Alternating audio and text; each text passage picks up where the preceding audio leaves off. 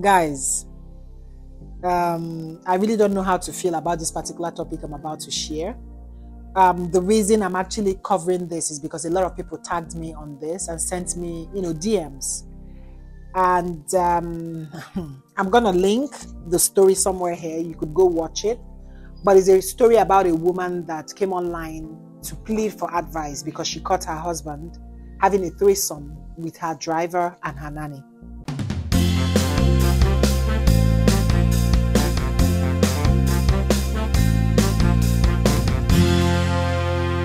So today, I'm not really very excited, not in my, vibrant mood, because this topic is really very, I don't know, like depleting, for lack of better words.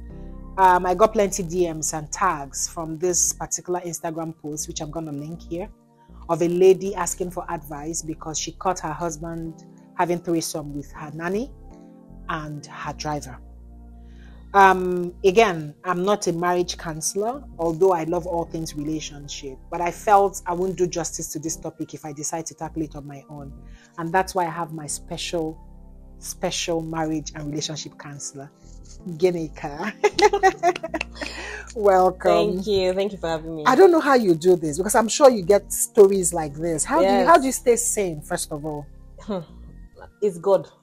Because not just even getting stories, even during counseling, I get to even see the couples. I get to hear it firsthand, and it can be overwhelming. But because it's something I love to do, is a passion I have for it. So God gives me the grace. Because, my dear, it is not easy. Just discussing this, I don't even have energy to continue, because I'm just imagining walking into my house, seeing my husband, God forbid, I will never see, but seeing my husband with my nanny and my driver. It's crazy. And this woman said they have a son together, and she said that that she actually told the family members, and the husband acted remorseful. Okay. And then when they got to the house, he actually beat the living daylight out of her. For telling them? Yes. Okay. So she ran away with her son to her family house. Okay. And a couple of months later, the husband came begging, and the parents are now urging her to go back again. So she's confused, and she's wondering, should she or should she not? So, my dear, what do you have to say? Okay, so as a marriage counselor, it is not my right to tell anybody to stay or leave. However, I advocate strongly on healthy and godly marriages. So clearly already, the man has defiled that marriage. It is no more godly in any form or way. Neither is it healthy. Neither is it healthy. So, we have a lot of people wandering around the streets, mental health, depression and everything. So I would rather tell you, just leave. As you're staying in your parents' house, stay there. Because clearly, this man is a demonic, as in I don't understand. Because first of all, for you to actually be involved in that kind of act, and then now physically beat your wife because she exposed you. I mean, we're not dealing with a rational human being anymore. He has a lot of things that he needs to sort out. And I don't think she's for her child's benefit as well. Being in that kind of environment is not good for neither of them. But hey, Ginika, let's even talk about the parents telling her to go back. For me, that is also something very worrisome. Yes. I don't know, this society is a little bit, I don't know the word to use now, but we misplace our priorities so much. Like, I kind of feel that the parents might be feeling like, people will say my daughter couldn't stay in marriage. Oh yeah, go back and manage. Do you know what I'm enduring from your daddy? Yes. Do you know what this other friend of yours is enduring? Marriage is all about patience and tolerance, of which that is true, but not something of this magnitude, right? So for me, I'm worried as to what would make a mom tell the daughter to go back to a man that did not just cheat on her, but cheated on her with her nanny and the driver, and hit her because she complained. The funny thing is, I probably wouldn't even be surprised if the mother actually, inside, she doesn't want her daughter to go back. But she has to respect her husband's wishes. And our parents made the mistake of always focusing on what people say, our culture, as against what is right for the individual. Well, we put first what will people say, and even people will always talk. That's what I say. Whether you do people, but find out what you want to do for yourself. So, I mean, that your parents are telling you to go back or telling her to go back, they're all taking their own selfish reasons because they're trying to save face the family name. Yeah, they even said that the man was showering them with gifts. So maybe poverty again. Exactly. And then why did they even allow the woman to get married? And if you look, if you question really how they started the marriage, it may have started in a very wrong foundation. It may have been, that marriage might have been based on material things. Which is why the parents are like, you know what, please, just go and manage. Just go and manage. We all are managing. We're all managing. And that's what most of our parents did. They managed. They endured. And that is why we have children now that are broken. Because we came from families who managed and didn't teach us the right way of how to handle things. On how to be a healthy yes. They didn't give. And then if that woman goes back with that boy and he grows up seeing that relationship as a circle, yeah, he would going to go back and grow up and build his own relationship based on what he has learned. But wait, let me even ask you, do you think infidelity is enough to leave a marriage for? See, that it's relative. Okay. You know. So explain. Because what I say is relative, people have deal breakers. Yeah. For one person, infidelity may not be a deal breaker. Mm-hmm. Physical beating might be. Mm-hmm. Mm-hmm. For another person, infidelity is a major breaker. Mm-hmm. Much more than beating. Mm-hmm. So, if infidelity is not a deal breaker for that person, mm-hmm. and you tell the person, your husband has cheated on you, leave. But the person is not bothered. You have no right to tell the person to leave. You know? And the truth is, infidelity, for me, if you ask me personally, I wouldn't say infidelity is enough. Okay. Because then, first of all, infidelities happen, and I say this for a reason. It's for you to notice that there are cracks in your marriage that you never knew about. And that infidelity had to happen for you to understand that there are things going on in your marriage that you're being blinded. And I think you're talking about those that are not chronic cheats. Yes, yeah. Oh, no, that one is different. No, if you're married to a chronic cheat, I mean, come on. No, we're not talking about those ones. We're talking about the infidelity with that one-time act, or, you know, whether it is an emotional cheating or physical. Yes. But then, if you understand, okay, so my partner, you know, left the marriage, stepped out for a minute. Mm-hmm. Why did he do that? What was it, that we did not put enough boundaries in our marriage? Was it that I was too quiet, or I was ignorant of certain things? Or was it that he's incapable of handling, or she's incapable, because women also cheat as well? Yeah. Or is it that my partner was incapable of handling? You know, now this is where you now look into your marriage and see what are the exit holes that we created in our marriage that allowed my partner to do this. Now, when you do that, and you now look deep into your marriage, and then you close those gaps that created the infidelity to happen again, and then you say, listen, we've done all this, we've worked on it. If this should happen again, then clearly this is not what you want. So should it happen again, and you now know that clearly this man is either a chronic, or he just wants out. And oftentimes, men don't know how to say that they want out of the marriage. So they use the cheating. Maybe they've dropped, you know, nuggets that, I don't tire, but you're not listening. Then they now step out and cheat. So these are eye openers. And I always tell my couples, or even friends, when you cheat, confess. Because that's the only way your marriage can work. Really? Yes. How so? See, because something made you step out. Something pushed you. Whether because your partner wasn't paying attention to you, or your partner, or something happened. You didn't just wake up and say, you know what, I want to try something new.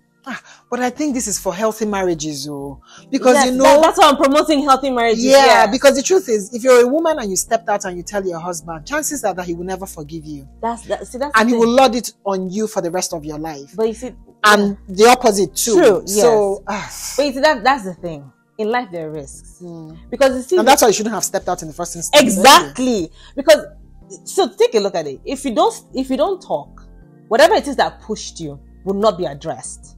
It will push you again to. It will push you again to do it, and then you find yourself that you're not cheating. It's not a pattern. It's not something until you not get caught, and then it's not been you've actually done or you've been with one person for years. Do you understand? So and maybe you have a child outside. Exactly, or maybe you've contracted something. So, I mean, it's either to make or to break. So if it's to break, it means that marriage had already been broken a long time ago, but it just needed the both of you to come to terms with it. Or because I've seen relationships that became very stronger after cheating. And that was because they understood that this is what happened and we need to address it and we need to move on and be stronger. It's hard. Guys, you've heard, when you cheat on your partner, come clean. Okay, so one last question. For this couple that our main topic of today, the threesome problem, do you think counseling can help them in this situation, or do you think they're beyond counseling? Okay, so counseling, and that's the mistake most people make, counseling does not save your marriage. Because people think, I have an issue, if I go to counseling, my marriage is saved. No.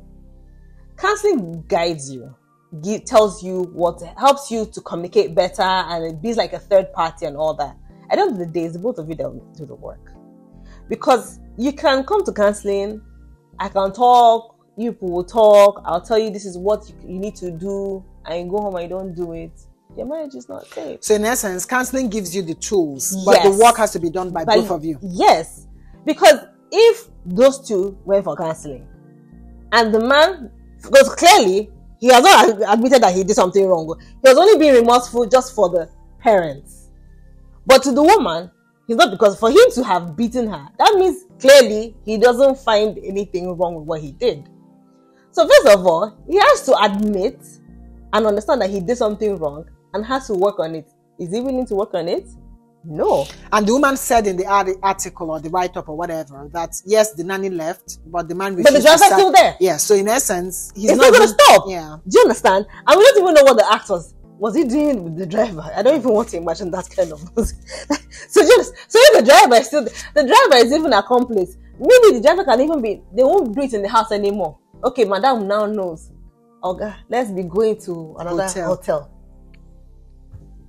So you see, so even if they go to pastor, the man, I don't think the man is remorseful. I don't think he's gonna stop. I don't think he understands, for him it's like a right. For him to have beaten her, he's like a right. Do you understand? I mean, he didn't need to beat her. He would have just ignored her and continued what he was doing. But for him to beat her, he means to tell her that I have a right. This is my house, and to intimidate her the more, because he's not ready to stop. To stop. Yeah. Anyway, like I said, guys, I'm not a marriage counselor, but from a layman's advice, for me, the only thing that comes to my mind to tell this lady, again, I understand how you feel. I do, honestly. But the only thing that comes to mind for me is, please don't leave your parents' house until he's ready to do the work. Yep. And the work could be counseling, if he's your pastor, if you guys believe in pastor, or go to a professional certified counselor like Ginika here. He has to understand, because he hasn't understood yet. And if he doesn't understand, it will get worse. And I know women actually stay back in marriage because they say, I don't want to be a single mom for my son or my daughter. But the truth is that you're teaching that son of yours that it's okay to have multiple partners in marriage. That's your child. Or to beat your wife. So, I don't even know what to say, but anyway, thank you for coming. Thank you. You wanted to say something? No, yes, no, I was supposed to say that it's so sad because there's so many women who are in this situation and they can't leave for whatever reason. And this is what I always tell, we need to teach our daughters self-worth. Deal breakers. So yes, to understand that even if things eventually don't go the way, just understand that you need to love yourself, That woman needs to understand that it's herself. Even if her parents tell her to leave their house, she should go and move to another place. But that takes me again to empowerment. Some of the reasons women actually go back is that they're not empowered. Yeah. I did a video with, someone, I'm going to tag it here, but, most women are not empowered. So they're also considering, if I decide to leave, what am I going to feed my child with? Yes. What am I going to feed my children Yes. with? So they will sacrifice their happiness for their children's security. Yes. And you're not doing anything. You're not doing that. God. So yes, being there might give them, possibility of going to school, possibility of having a good education and blah, blah, blah. But they're broken. They're broken. Because what they see every day is unhealthy. Yes. So you can't even be a good parent, a good mom. Because you're not going to give, you can't give what you don't have. Right. Yes. You can't give what you don't have. And children are very sensitive. They will know that mommy or daddy is not happy. There's something lacking. This is not the parent that they've always known. They would know. And they say that parents actually, or that children actually learn from what they see, not what you tell them. Yes. So, and they are what's it called? They are spirits. Mm-hmm. They say children are spirits. Mm-hmm. So they feed off of the vibe and the energy. Not necessarily what you show. Sure, yes. So you might be like, hi baby, but they see the laughter is not genuine. Mm-hmm. And that is what they connect with. True that. Hey, Ginika. It is well. I am tired. Well. This is really very, very saddening. It's a sad, actually. it's a sad story. And I wish her all the best. I hope things work out for her wherever it is that she is. And having a support system is also good. Yeah. We should all have a good support system. Because if she does, outside her family, she will know what to do. Yeah. If you have a good support system, even if you're not financially empowered, if you have a good support system, they would help you to start something or to do something or whatever. I'm very big on friendship, so yeah. Anyway, guys, you've heard it. Wish you all the best wherever you are. And for women going through such kind of marriage, please don't go back just because you're not empowered or because you feel your parents don't want you to go back or peer pressure or what people would say. Make sure the man or the woman, depending on your situation, understands how bad whatever they've done is, and they're willing to make, a difference or change. And you see them actually walk towards that direction. That's when you know, okay, maybe I could give this man or this woman a second chance. Other than that, I don't think it's healthy to go back. Sure. Okay? But no matter what it is, Ujumpo will always tell you to please, please, please don't ever give up. Hang in there, for the very best is next. Love you. Ciao.